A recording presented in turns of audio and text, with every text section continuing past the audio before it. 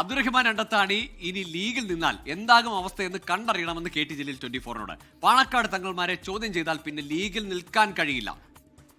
പ്രതിപക്ഷ സ്ഥാനാർത്ഥിയായി മത്സരിച്ച് വിജയിക്കുന്നതായിരിക്കും നല്ലതെന്നും കെ ടി ജലീൽ പറഞ്ഞു.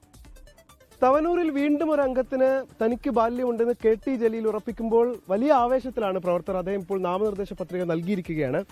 അങ്ങ് പത്രിക നൽകിയിരിക്കുന്നു, വീണ്ടും ഒരു അംഗത്തിന് ഇറങ്ങുന്നു. കഴിഞ്ഞ തവണ ഭൂരിപക്ഷം നമ്മൾ പ്രതീക്ഷിച്ച തരത്തിലേക്ക് വന്നിട്ടില്ല. ഇത് ഇത്തവണ എത്രയാക്കി ഉയർത്താൻ കഴിയും എന്നുള്ളതാണ് അങ്ങയുടെ ആത്മവിശ്വാസം? കഴിഞ്ഞ 10 വർഷത്തെ ഭരണത്തിനിടയിൽ ഒരിക്കലും നടക്കില്ലെന്ന് പലരും പറഞ്ഞ പല പദ്ധതികളും നമ്മളുടെ സംസ്ഥാനത്തും തവനൂരിലും എല്ലാം തന്നെ നടത്താൻ സാധിച്ചു എന്നുള്ള ആത്മവിശ്വാസത്തിലാണ് ഈ പ്രാവശ്യം ജനങ്ങളെ അഭിമുഖീകരിക്കുന്നത്.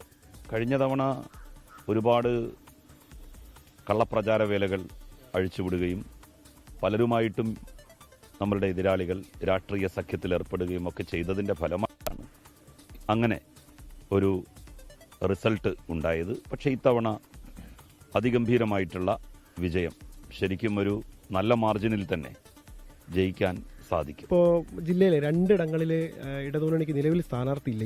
നമ്മൾ സംസാരിക്കുന്ന ഈ നിമിഷം വരെ സ്ഥാനാർത്ഥിയില്ല, വള്ളിക്കുന്നിലും താനൂരിലും. എന്തുകൊണ്ടാണ് ഒരു സിറ്റിംഗ് സീറ്റിൽ പോലും ഇടതുമുന്നണിക്ക് അങ്ങനെ ഒരു ക്രൈസിസ് വന്നു? അല്ല, ക്രൈസിസ് അല്ല ഇത്.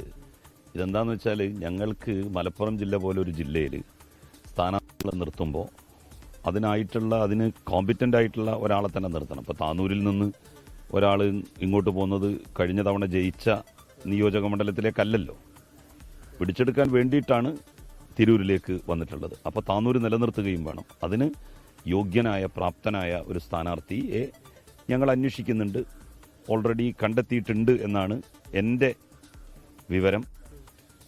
15 വർഷത്തെ വികസന തുടർച്ചയുണ്ട് കെ ടി ജലീലിനെ സംബന്ധിച്ചിടത്തോളം. അദ്ദേഹം നടപ്പാക്കിയിട്ടുള്ള കാര്യങ്ങളുണ്ട്. അതൊക്കെ ഇത്തവണ വീണ്ടും വോട്ടായി മാറും എന്നുള്ള ആത്മവിശ്വാസമാണ് അദ്ദേഹം പങ്കുവയ്ക്കുന്നത്. ലോകത്തെവിടെയായാലും ഏത് സമയത്തും 24 വാർത്തകളും ഓഗ്മെന്റഡ് റിയാലിറ്റി പാക്കേജുകളും എക്സ്പ്ലെയിനറുകളും വിശദമായി കാണാൻ ഞങ്ങളുടെ യൂട്യൂബ് ചാനൽ നിങ്ങൾക്ക് സബ്സ്ക്രൈബ് ചെയ്യാം.